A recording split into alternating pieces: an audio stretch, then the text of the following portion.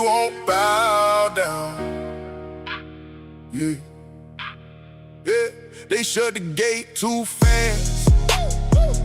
Call it peace, call it class. But I see who they wave through, and I see who they ask to move. Porch lights on the same old block, same old story, same old talk. If your skin says you don't belong, they can make a wrong look strong. But the fences don't define us, and the fear they feel will blind us. Every face they try to hide still stands right here tonight. Keep us out, keep us out, keep us out. We know what that is about. Keep us out, keep us out. We won't bow down. Keep us out, keep us out, keep us out. Your fear won't right the route. Keep us out, keep us out. We won't bow down. Names get tossed like stones from a driveway built on loans. They pointed brown hands first, then pretend they don't rehearse. But the steps on every street carry more than whitewashed dreams.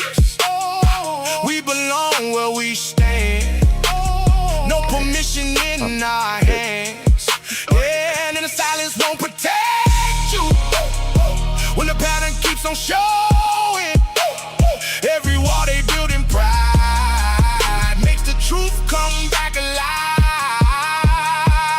Keep us out, keep us out, keep us out. We know what that is about. Keep us out, keep us out. We won't bow down. Keep us out, keep us out, keep us out. Your fear won't right the route. Keep us out, keep us out. We won't bow down. Let it crack, let it show. Every lie they try to grow, one by one the voices rise till the whole thing can't disguise. Keep us out, keep us out, keep us out. We know what that is about. Keep us out, keep us out. We won't bow down. Keep us out, keep us out, keep us out. Your fear won't right the route. Keep us out, keep us out. We won't bow down.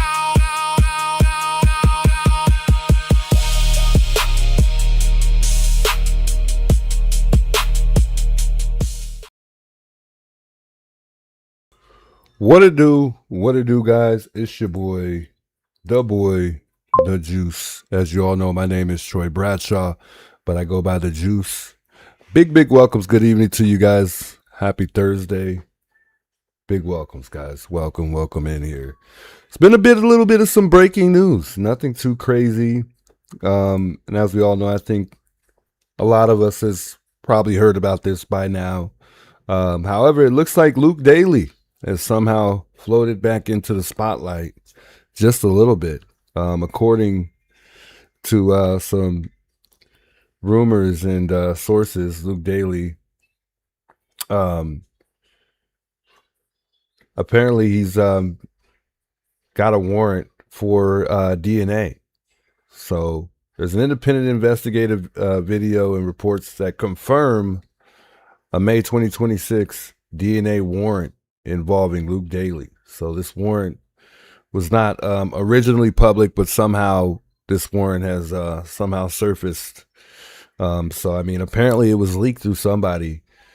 So it is a newly released document, according to sources. The warrant was issued and is still unclear, but the warrant does not state that Daley was a suspect in the Nancy Guthrie disappearance. However, as far as I know, as far as I remember, he was never cleared. As we all know, I mean, no one should have been cleared in the first place, but he was one of the few that were detained and was not cleared. So we'll see what this warrant is all about as time goes by. We'll see if we even hear anything. We'll see if anything happens at all. It seems like a lot of the details we learned in the Guthrie case, they float around and then they just kind of disappear, and then we never talk about it again, unless it's someone who just believes it's that person that has something to do with it. Today makes 180 days since Nancy's gone missing. Still unfortunate. There's no suspect that we've discovered as of yet that ties, the person that we see on Nancy's Ring camera to the crime revolving around her disappearance. Apparently, as far as I know, there's still the DNAs that they're working on. We have the mixed DNA, and then we have the DNA that was kept in Florida for a while and then sent off to Quantico, which Kash Patel quotes that is the best of the best. However, the best of the best has failed to, so far as we know, to give us any details on what's going on with that DNA that was supposedly the one that didn't have the longest turnaround time. But still, we wait. Patiently, we wait for any DNA results that they're supposed to be working on. I think to a lot of us, this particular case seems like it is very much so cold. However, according to the interview that we saw with Nanos, and we'll talk about that tonight as well, although we talked about it just the other day, this case is still not only highly active, but they apparently have a bunch of tips that they are still working on. We'll see. Originally in the beginning, there was over 40,000 tips that they were working on. So I would assume that there's still many more that they got to get through. After hearing a lady talk on JLR's panel today, I wasn't surprised to hear that they're not really very interested in taking tips. They're still taking tips, but it seems like they're very selective on the tips that they're taking. I don't know. But apparently somebody reached out to the FBI and no one ever responded back. And it seemed like this was a serious matter. We'll get to that, of course. She goes by the name of Jennifer. I think she and her husband has a channel as well. I think they were saying something about they had an interview with this person that says they know some stuff and they have some information on Friday. I don't know if that already happened or it's supposed to be this Friday. I'm not too sure. I didn't really look into it too much because every time we hear a story, we get all hyped up and then it turns out to be nothing. This is how this case has gone from day one. So as far as the DNA with Luke, we really don't know if this is, related to the Nancy Guthrie. We don't know if it's a separate criminal matter. But I'm pretty sure, as we all get, a lot of us are all hyped up, and we're hoping that it does, because we haven't had really much with the Guthrie case. But apparently, Daley was detained and questioned and released during February 13th. And remember, it was the time when they had that SWAT raid, and they went to his house, which was only 2 miles from Nancy's house. And then for a little bit, they had seized and kept the Range Rover after detaining him. DNA from the crime scene did not match him. The glove DNA found near Guthrie's house did not match. And then also the one that they did in CODIS did not match as well. And then shortly after, I believe they traced one of the DNAs, and it turned out that it was later unrelated to, I guess, a restaurant worker. I have no idea. Nothing's added up. Nothing's really, as far as us getting anything, we haven't got anywhere. But unfortunately, the DNA just, long story short, it does not imply any involvement whatsoever. What's interesting to me is we haven't seen anything about Luke suing Pima County Sheriff. You know, usually when people feel like they're wrongly detained or, you know, wrongfully, you know, they went to his house. I mean, they raided his house. Who knows if they jacked anything up in the process. I mean, it could be in defamation of character. You know, the last time we heard Luke speak, I mean, he went on a show with a lady by the name of Brianna, and his mother went as well. And remember that they did an interview, and I think his goal was really to just clear his name. Other than that, we haven't really heard from Luke. We haven't heard a peep. I mean, I know for me personally, he's continued to stay in the loop. I'm not gonna, you know, I'm not gonna forget about him. I'm not gonna rule him out just because, I mean, I've heard so many stories about him. You know, one, I heard he used to go to one of the abandoned homes in the neighborhood and do drugs, and he got arrested for that, which was one of the abandoned homes very close to Nancy's house. So that was super suspicious. Apparently, you know, the girl that he was with, I believe her name is Kaylee, whatever her name is, she supposedly has some type of relation to the Guthrie family. It's been all kinds of stuff with Luke that could possibly tie him, you know, to have something to do with this Guthrie case somehow, some way. But we've yet to really figure it out. I've even heard rumors as far as Luke even being somehow a buddy of Nanos's, but we just don't know. We don't know. I don't think he's a buddy of Nanos. I don't think they have any relations. I don't think they've hung out. I don't think they know each other at all. We don't even know what led them to Luke's house for the raid.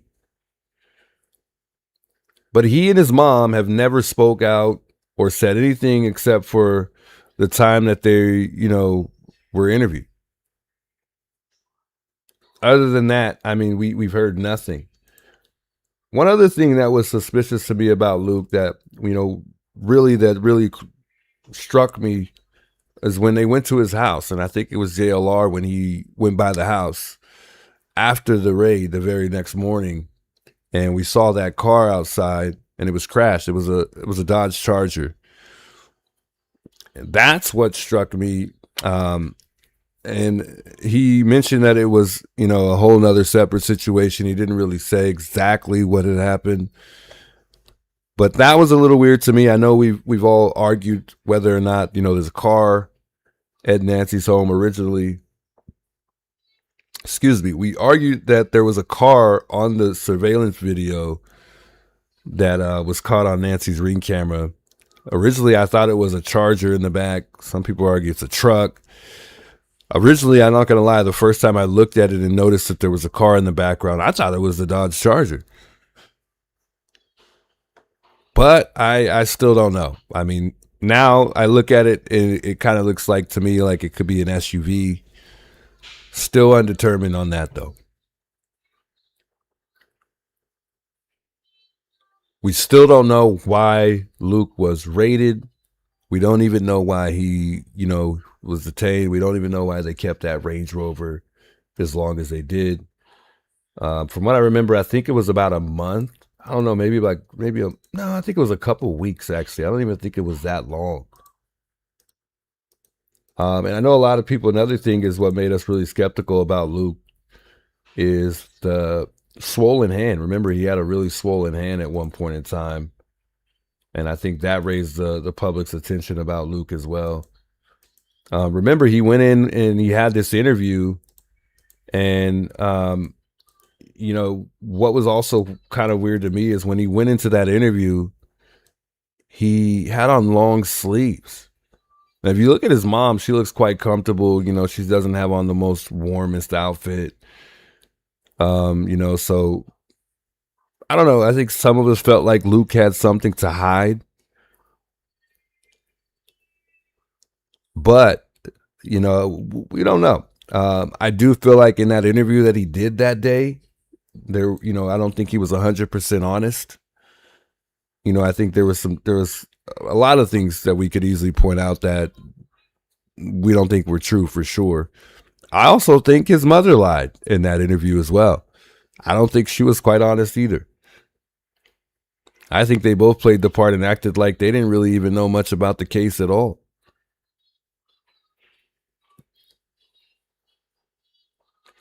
I would have sure loved to see what his, you know, to see if he's, I mean, I'm sure we know for sure. I mean, he's got tattoos. I believe he's got tattoos. I know at one point in time, we all argued the fact that the perp had a tattoo on his arm. Well, the wrist area to be specific. But, you know, I think we were all able to, we weren't really able to prove it for sure. But thanks to the great works of AI, you know, it definitely made it a little bit more believable, I guess. But it would have just been nice to see. So that way, I mean, it would have made more sense if, you know, it turned out that may have been a tattoo that we saw. But the three main things to me was that swollen hand and then the fact that they somehow got a lead to go detain this guy.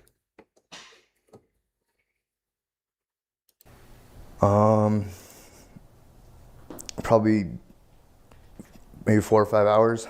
In the back of that car the whole time? And they searched your Range Rover extensively? Yeah, they searched Range Rover. They towed my Range Rover. Did all DNA testing or whatever, and then gave it back to me.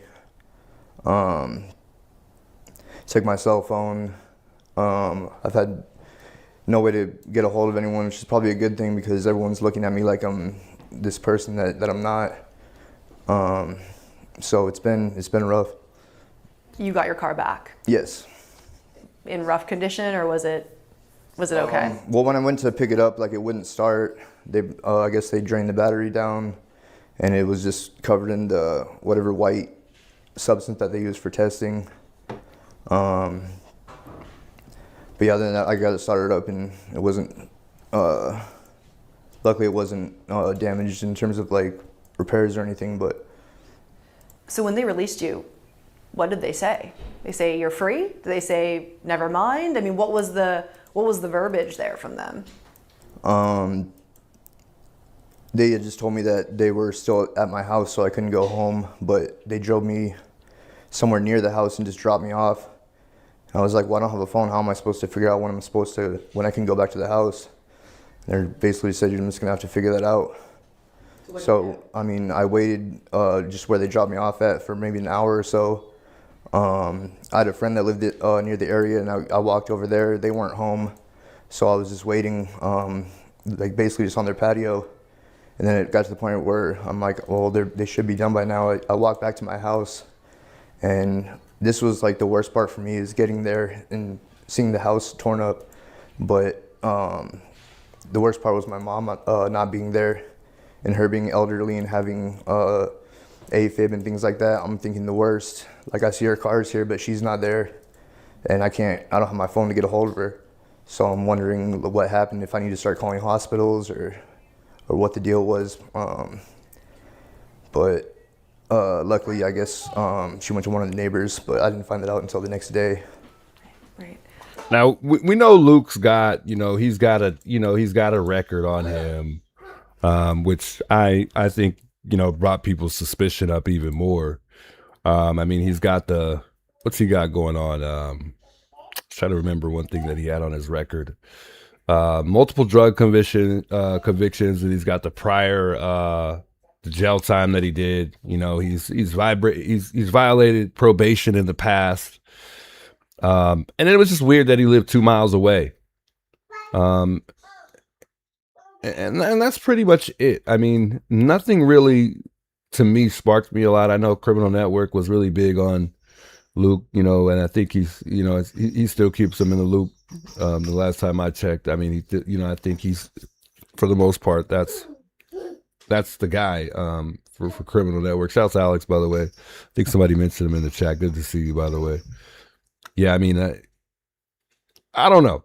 I'm not gonna lie. When we first seen Luke, the match was like almost perfect. But then after time, we started to see other people that, could have possibly, like the guy that sold him the Range Rover, or the place that he got it from.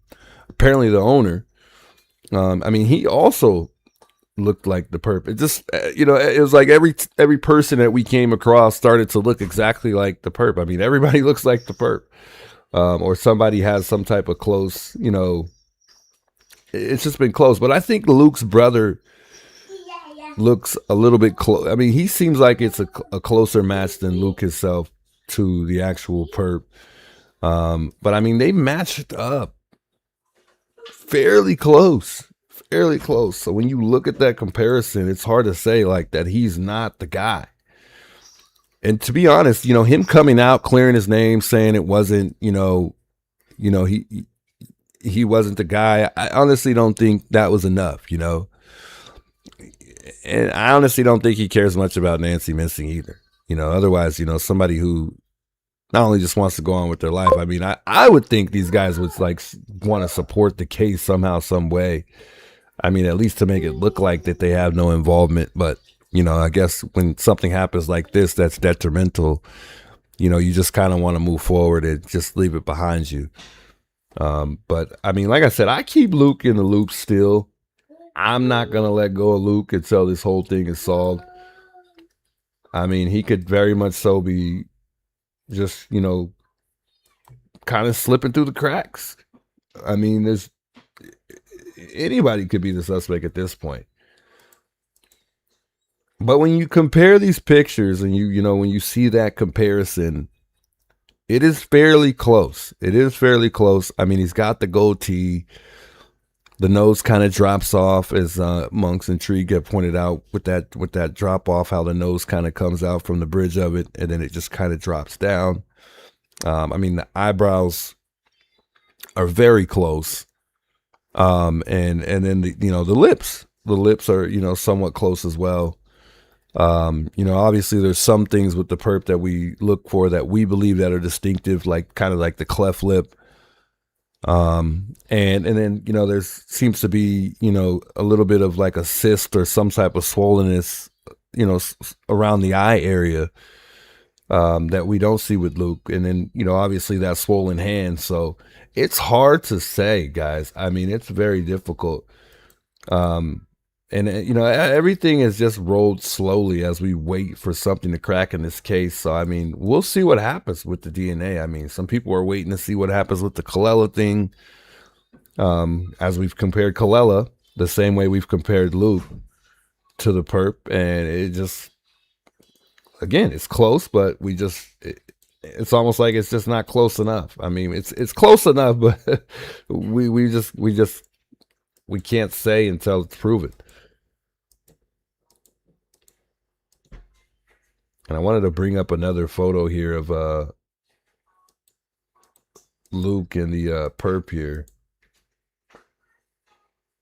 because I had another side by side, but I don't think this is the one that I had originally.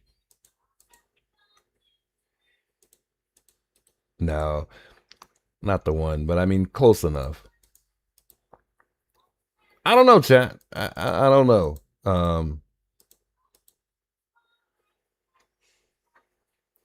He definitely lied in that interview. His mother definitely lied. I just don't know. I can't say Luke is our guy.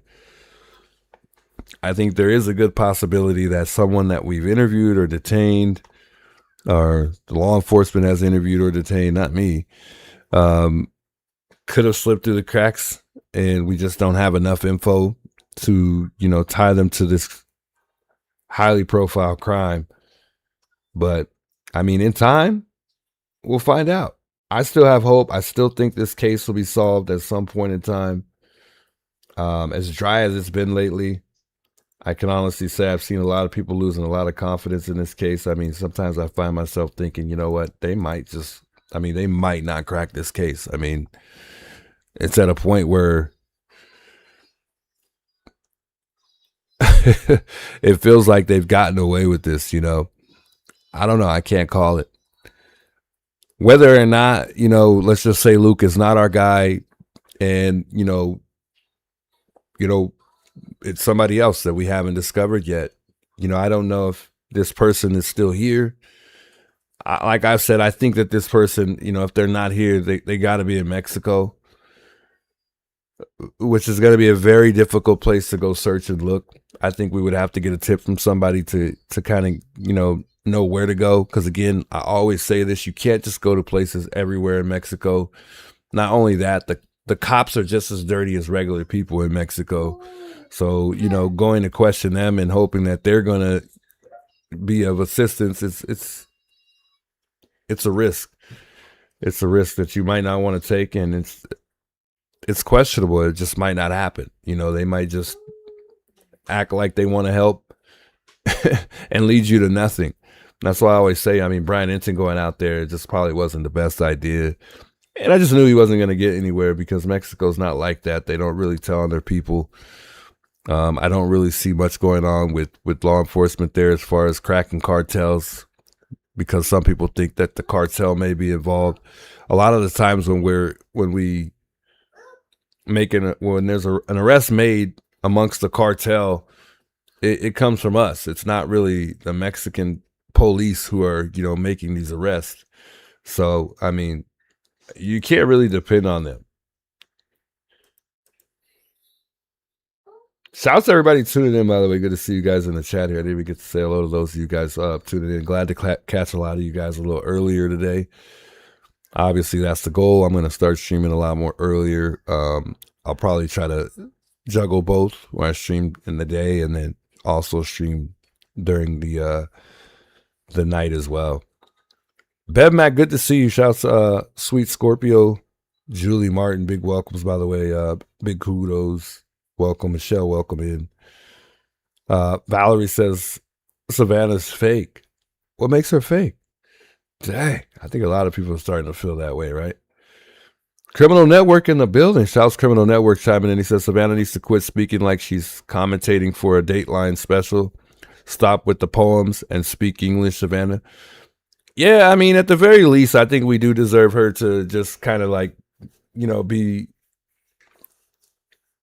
I don't know how to put it in words. I mean, she could just simply be more literal. She could just, you know, just say what you're trying to talk about. Just say what you're getting at.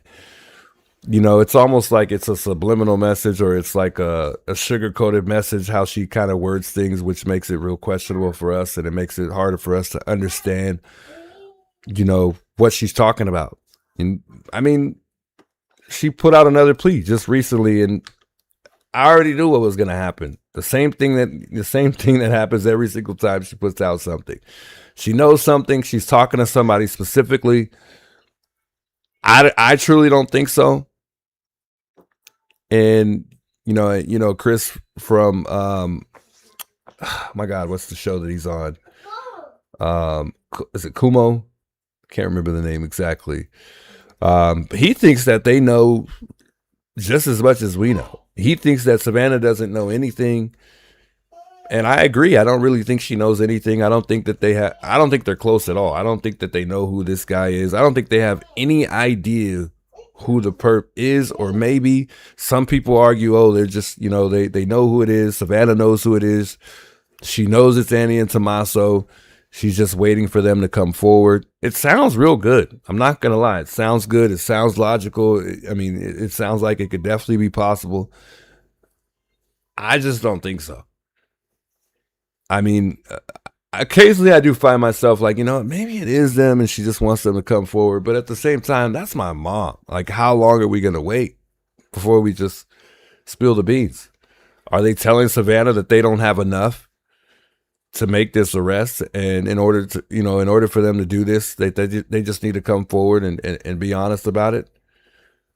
It's like maybe there's that possibility that they do know, they have enough evidence to say, hey, you know, they did it, but they just don't have enough evidence to lock them up for this crime.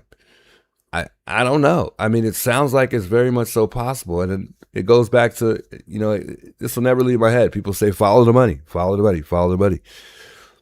To me, you know, in time, originally I said, you know, yeah, that's true. It does lead back to, you know, Annie and Tommaso, because they're the ones who are, you know, they have the most financial struggles in the family amongst everybody.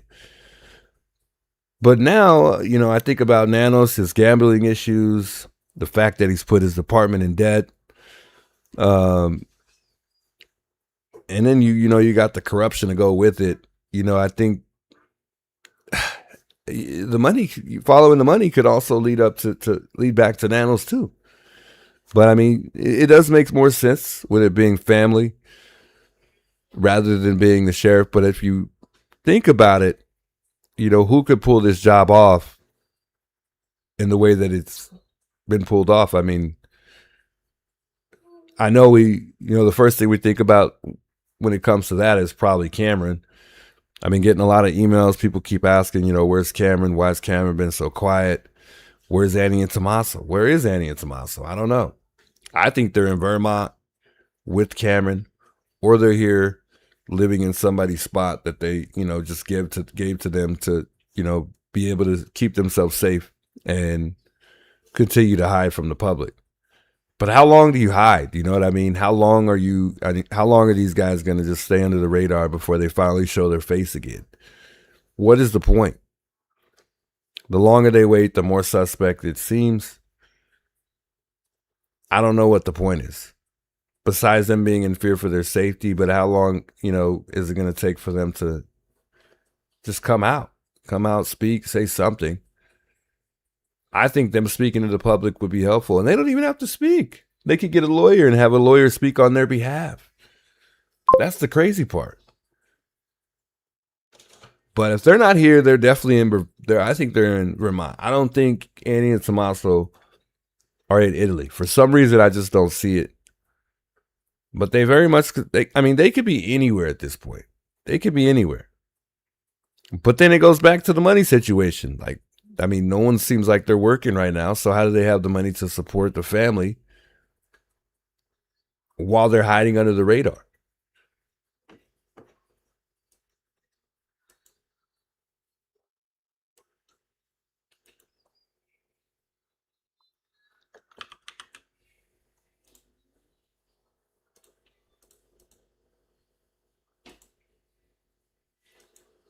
Give me 1 second, guys.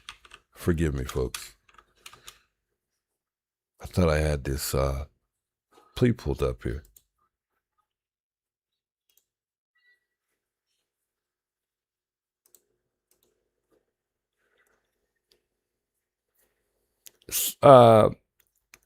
Dana, big welcomes, by the way. Valerie, welcome in. Valerie says, Savannah's fake. Man, a lot of people feel that way, huh?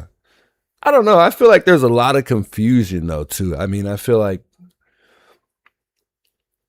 the public has made it difficult for us to not only stick to the facts, but the public has also made it difficult on Savannah as well. And I'm not going to give her, I know she's grieving and we got to give her the benefit of the doubt when it comes to her and her situation alone.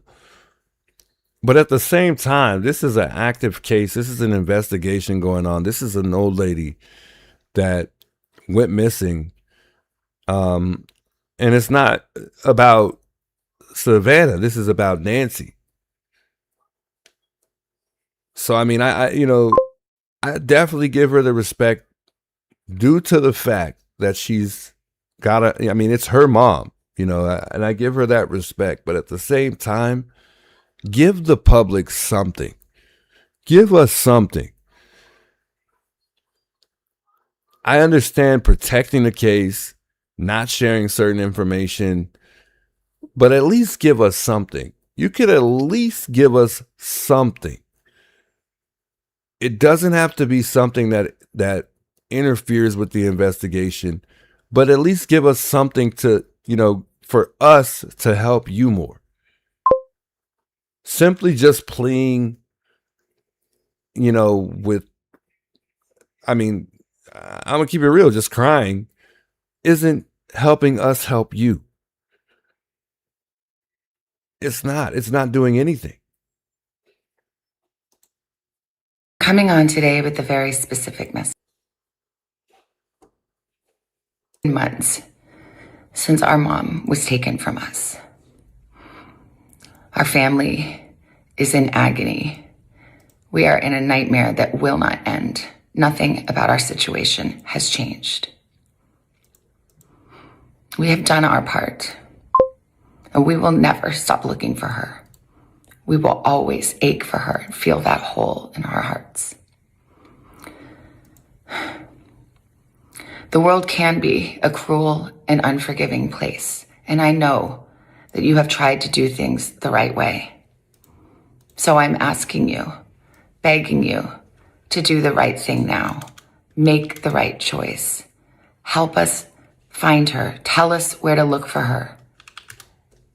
I truly believe it is never too late to do the right thing. Help us bring this situation to an end.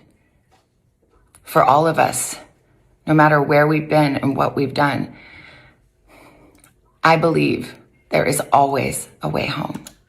Please make the right choice. Let's listen to that one more time. Because who is she? I mean, if she's talking to somebody, who is she talking to, though? Who could it possibly be? Besides family, besides whoever, I mean, maybe gave her the tip. Maybe somebody gave her a tip. I mean, don't get me wrong. I mean, Savannah, she's got a lot of resources. She's got a lot of people that she could reach out to get information. She's got money to dig up things we probably could never dig up without money. I mean, although I could argue that. But I mean, I don't know who, if she's talking to somebody, chat, let me know. Who is she talking to?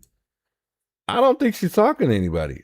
I think it's just I think it's simply a way for her to keep her mother's name out there.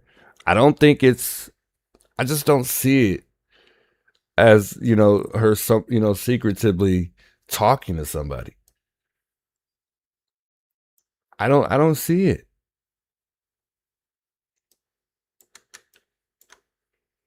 I want to hear that one more time. Coming on today with a very specific message. It has been months since our mom was taken from us. Our family is in agony. We are in a nightmare that will not end. Nothing about our situation has changed. We have done our part, and we will never stop looking for her. We will always ache for her and feel that hole in our hearts. The world can be a cruel and unforgiving place, and I know that you have tried to do things the right way. So I'm asking you, begging you, to do the right thing now. Make the right choice. Help us find her. Tell us where to look for her. I truly believe it is never too late to do the right thing. Help us bring this situation to an end. For all of us, no matter where we've been and what we've done, I believe there is always a way home. Please make the right choice.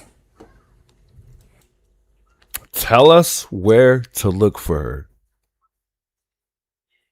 Please make the right choice. I don't know. For me personally, I don't overthink that. To me, it just sounds like she's talking to an anonymous person that she has no idea who it is. It's just her way of talking to this anonymous person and trying to somehow instill hope and maybe some type of lack of doubt into this person to just convince them, look, it's okay. You could come turn yourself in. You'll be fine. Maybe somehow, maybe why didn't she bribe him with money? Like, hey, get somebody to do it for you. You'll get a $1 million reward. Maybe bribe them in a sense of, look, reach out to me. We can negotiate. I'll throw some more funds on there. Whatever it takes to bring my mom home, I'll even add more. Why haven't they went up, as a matter of fact, anyways? It's been a while since since she said that she was going to, give a $1 million reward to anybody that could, for Nancy's return, that it's been a while. Nothing's happened since then, though. I mean, I'm surprised that reward hasn't gone up. And yeah, so to what Criminal Network said, yeah, then Luke hasn't even came out and done another interview since the last interview. And yeah, maybe it was his lawyer who told him not to do another interview with anybody. But again, when you have a lawyer that's supposed to be representing you, why not do another interview, but just let him speak on your behalf if that's the case? And if you're so adamant to clear your name, then why isn't that the goal? Why isn't that the focus? I think he's got a lawyer maybe because if he is involved, this will come back and bite him in the butt. Otherwise, what would Luke really need a lawyer for? You don't need a lawyer just to clear your name. Maybe he thought they were going to come after him. Maybe he thought that they really had something. Maybe it's just a simple civil lawsuit and he wants to sue. But I haven't heard anything about Luke suing. But I mean, all that stuff takes time. So maybe 6 more months, a year from now, we'll hear Luke's getting ready to sue the Pima County Sheriff's Department.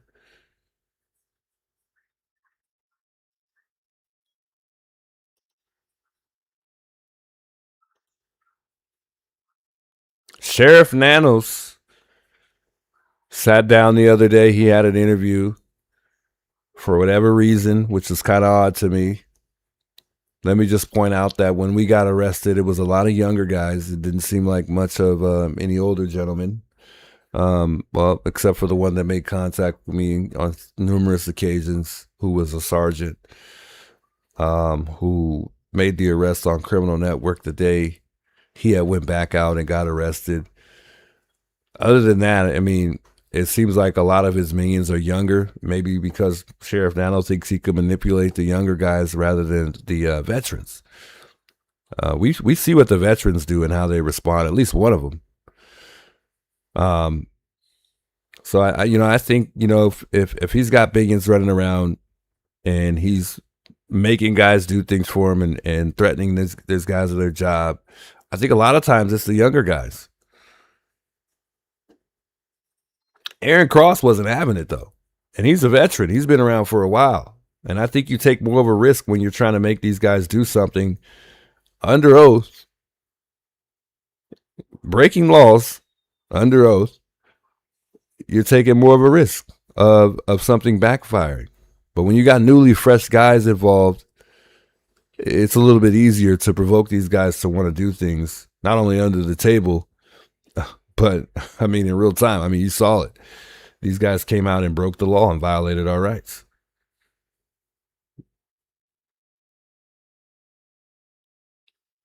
And most of these guys were all younger. I don't know if he's got something against Brian Ensign, but we know Brian Ensign's came out. He's covered this thing from pretty much day one.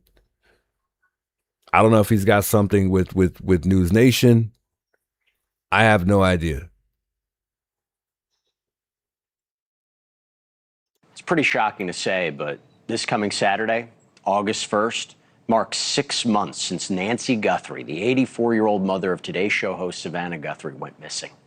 Just Monday, Savannah once again took to Instagram to appeal to the kidnappers' humanity in this new plea for them to do the right thing.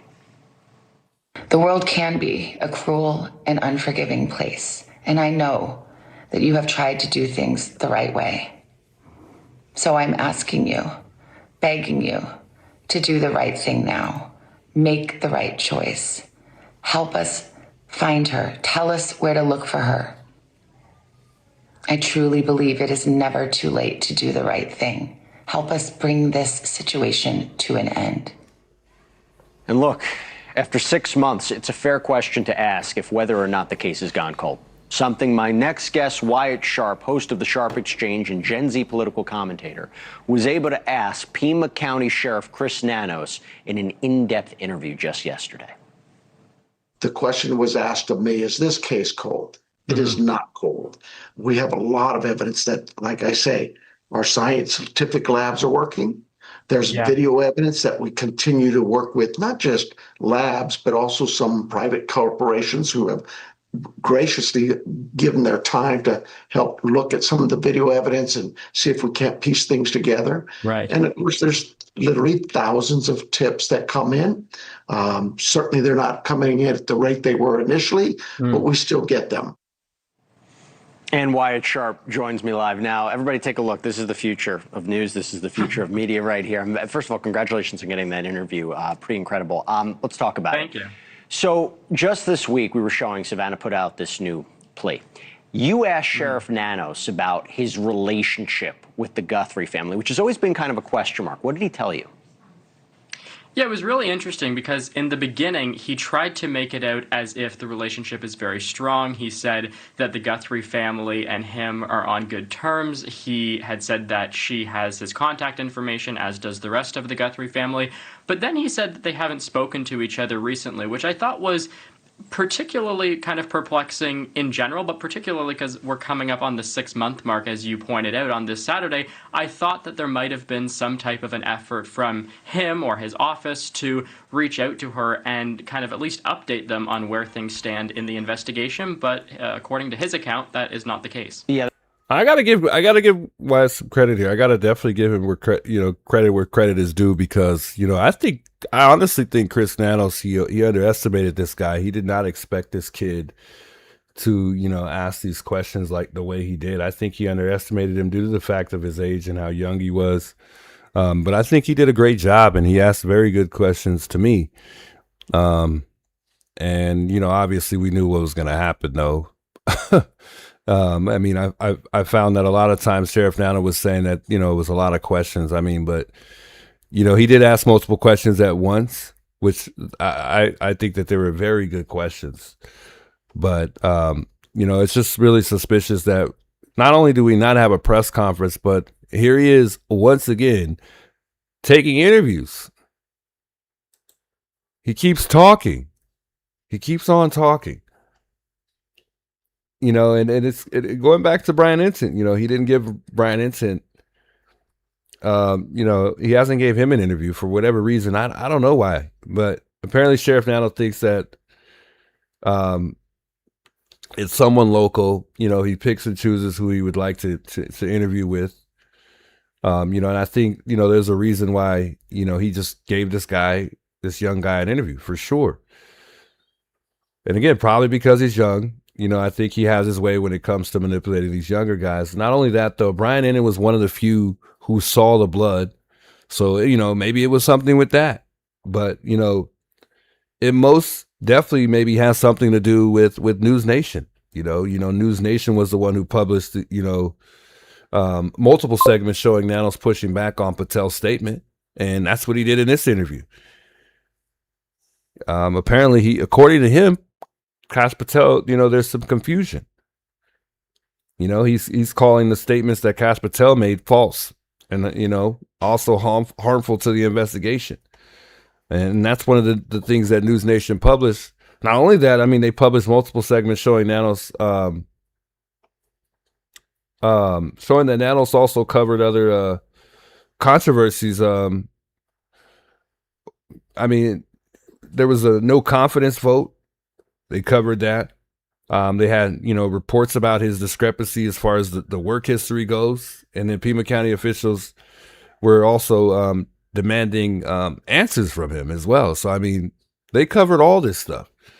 So maybe those are reasons why he doesn't want to, interview with Brian Ensign. Maybe in general, he just has something that he doesn't like about News Nation.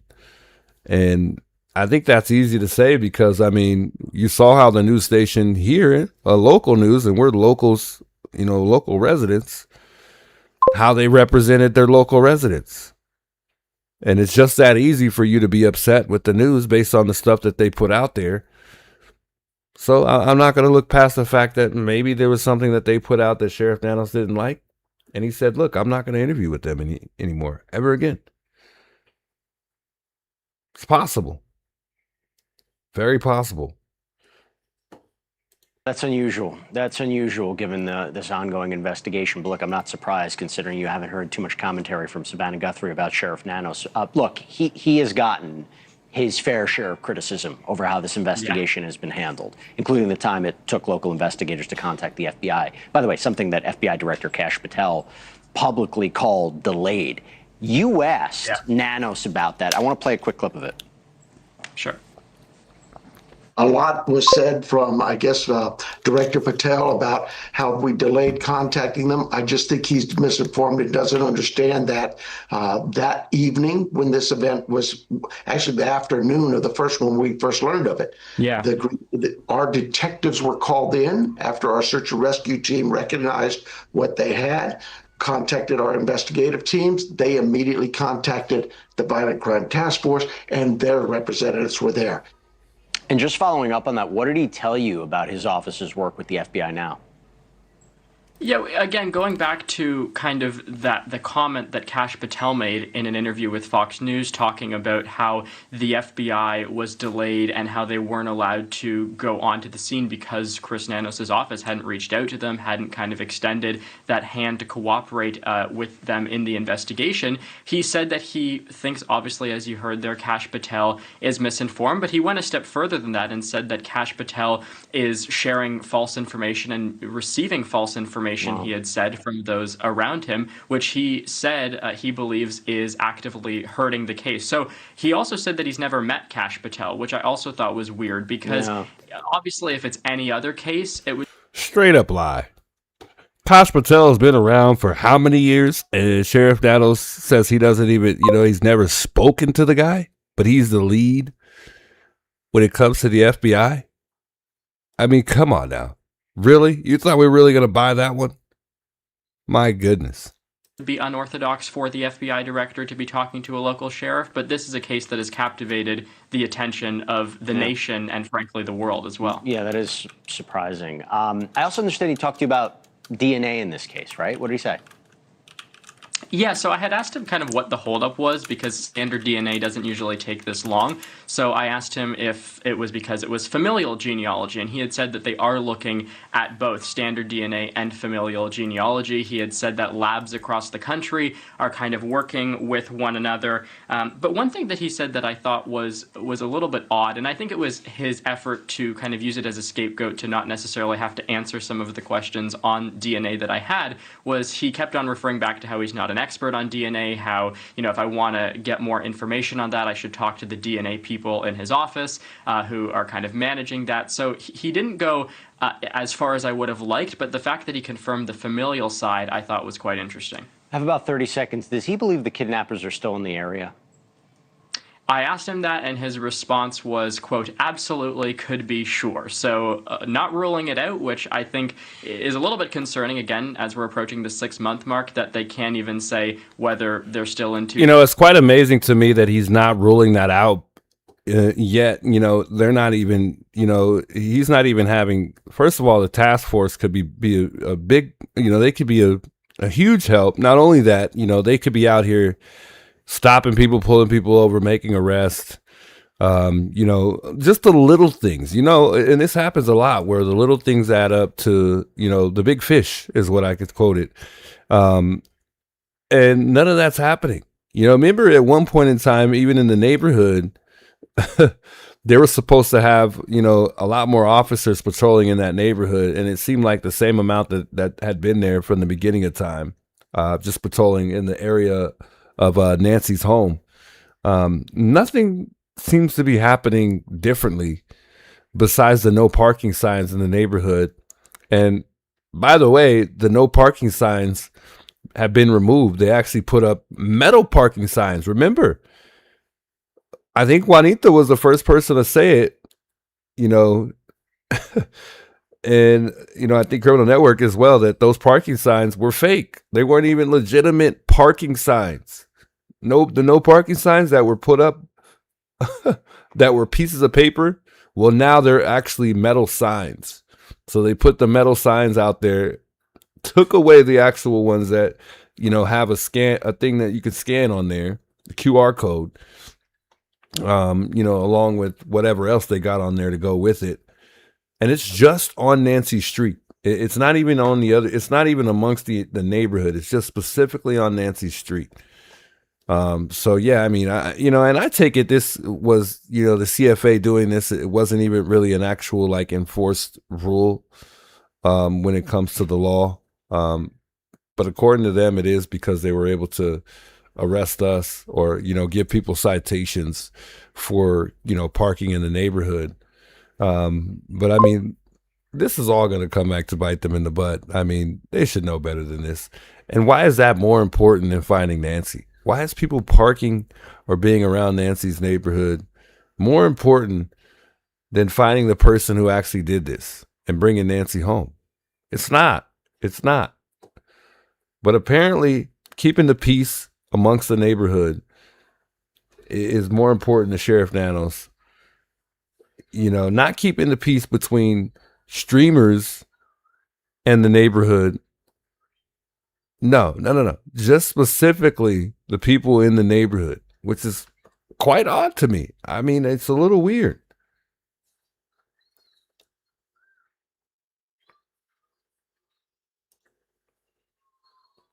So we already know that the FBI was kept out for 4 days. That was super, super suspicious to me.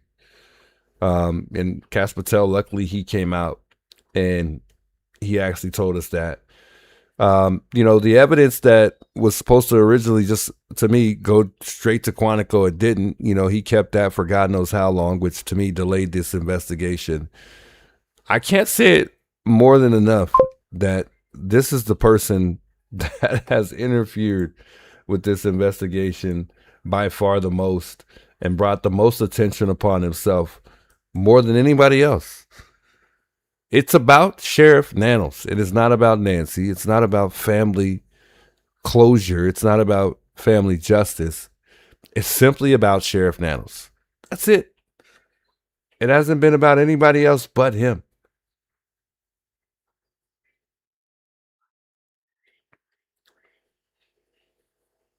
Apparently, when somebody tells the truth, he has a problem with that and does everything in his power to debunk it, like spreading misinformation. Apparently, Patel was the one doing that.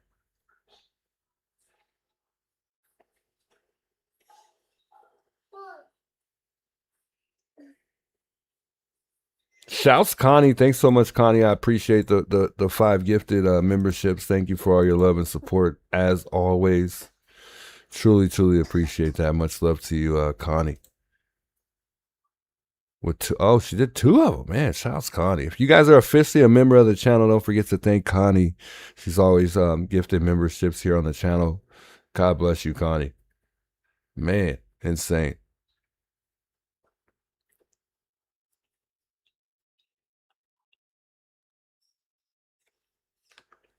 Son or not. So, guys, I'm a little confused as to what's really going on with supposedly, and let me pull this up real quick here, because I don't know exactly. I was trying to follow, but I didn't stick around long enough to really, I guess, see what was going on. I still didn't quite get it. But Jennifer, and I'm trying to remember the name, is Thorn something, guys. What's the name of her channel? Enlighten me a bit here to just let me know what's kind of going on here, because she came on the show. I've heard her talk about it several times. I think Patriot Pride may have been one of them. And apparently somebody, from what I've heard, has came out and shared some details that she's reported to the FBI. And I'm just trying to figure out what really took place here, because I saw her on JLR's channel, and I've seen her talking about this multiple times, but I've yet to take the time out to really see what's really going on. And the only reason why is because every single time we hear about something or something's happening, it's not really happening. It's just somebody just fooling around and just twisting our heads up, and it turns out to be something that's not legitimate. TV stations now are putting this stuff out. So let me skip this up real quick here. Hey, Can y'all hear me? We were just filming something for our members. So I appreciate, I got a message saying JLR would like to talk to you. So thank you for the Shouts invite. Jennifer, by the way. Love the No channel. problem. Enjoy So, hearing you and your husband. What's going on? What's going on about, you know, your findings in this and the people you interview? Can you explain for the audience now, because it's on your channel, but can you kind of summarize it a little bit? Absolutely. I was the original reason for the Thornbridge. Shouts to Thornbridge, Unfiltered, kind of right? obvious. We saw a lot of news coming out that they had been getting tips.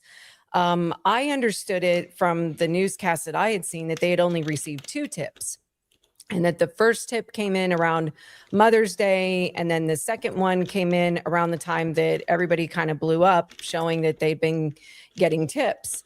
And I just thought, that's interesting that Sheriff Nanos put out a statement saying that as far as he's concerned, you know, the Mexican authorities have not reached out to him.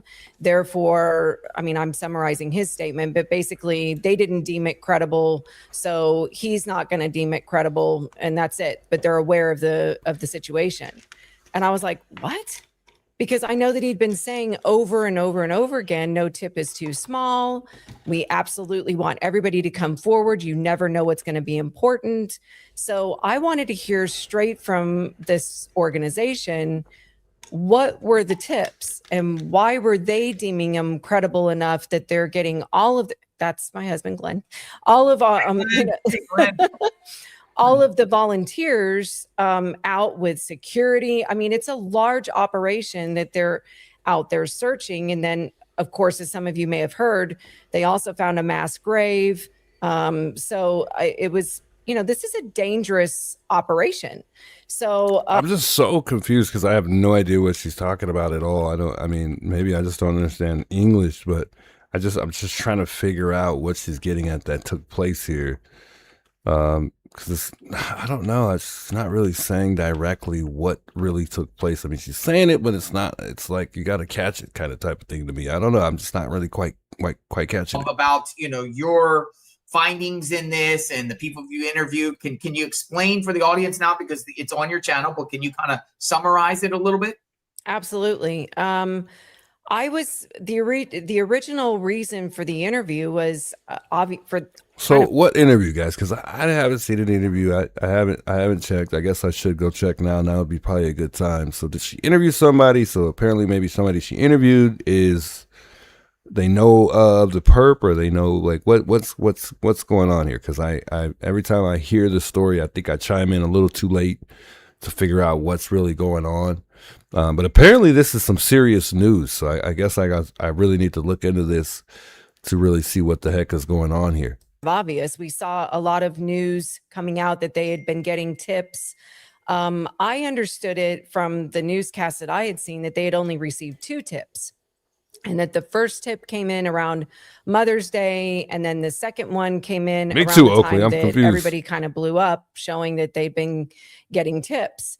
And I just thought, that's interesting that Sheriff Nanos put out a statement saying that as far as he's concerned, you know, the So this is supposed to be about where Nancy is buried at. Is that what this is about? Maybe we should just pull it up on her actual channel to see if they, you know, kind of get more into details based on what's going on here. Mexican authorities have not reached out to him. Therefore, I mean, I'm summarizing his statement, but basically they didn't deem it credible. So he's not going to deem it credible, and that's it. But they're aware of the situation. And I was like, what? Because I know that he'd been saying over and over and over again, no tip is too small. We absolutely want everybody to come forward. You never know what's going to be important. So I wanted to hear straight from this organization, what were the tips coming on and today. why were they deeming them credible enough that they're getting all of the, that's my husband, Glenn, all of all of the volunteers out with security. I mean, it's a large operation that they're out there searching. And then, of course, as some of you may have heard, they also found a mass grave. It was, you know, this is a dangerous operation.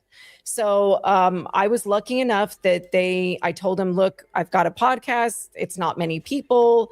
were brand new. So did she interview these people live, like on her stream? Let's check it out real quick, guys, because I mean, if I want to see for myself. But again, I mean, it's just these new tips and updates we get, and I get it. You know, we are, you know, investigating a case here. You know, we're trying to bring answers to the case.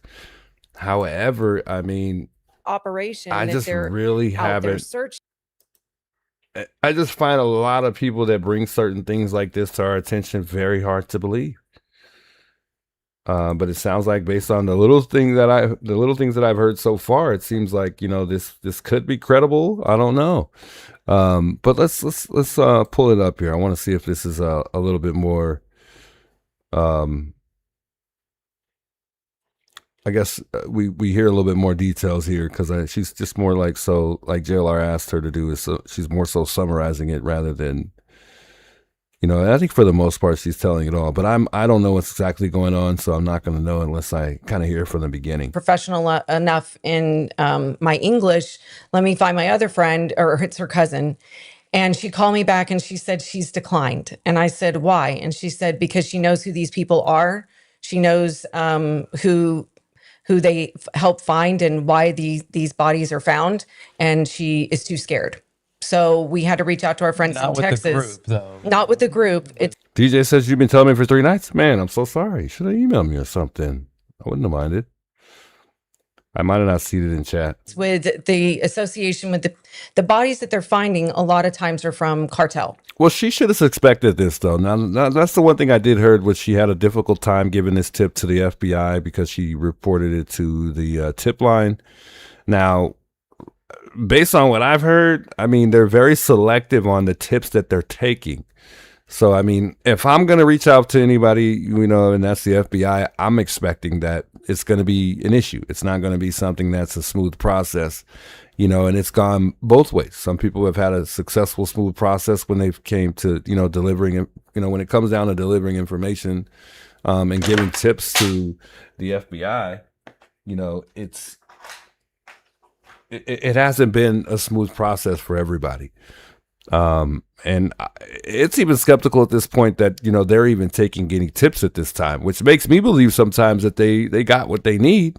They, you know, which kind of could prove to what Savannah could be possibly getting at is the fact that she really is talking to somebody and they, you know, they really do know who it is. She's just waiting for them to just come forward. That could be the case. Yeah, there's a big issue right across the border there in Mexico with bodies everywhere. That's something we learned too. It was kind of crazy. But real quick, let's go back and give Adam and Mike a second. We can't thank you guys enough. Yeah, I'm going to give you all a minute to kind of tell everybody. Everybody here probably knows you, but just in case. We're going to skip up a little bit here. It's dead. I'm going to go. So watching for great those channel. They got a really good channel. I like the way they're very organized and they put things together. Like they're prepared for anything and everything. I mean, love it. So I'm just trying to figure out where this is all going here. I want to catch the part where, you know, it's just kind of sharing the details. Let's just go straight to the interview here, actually. Is this the interview that they did with one of the gentlemen that somebody said was recorded? Let's just dive right into this part here. Right back with this.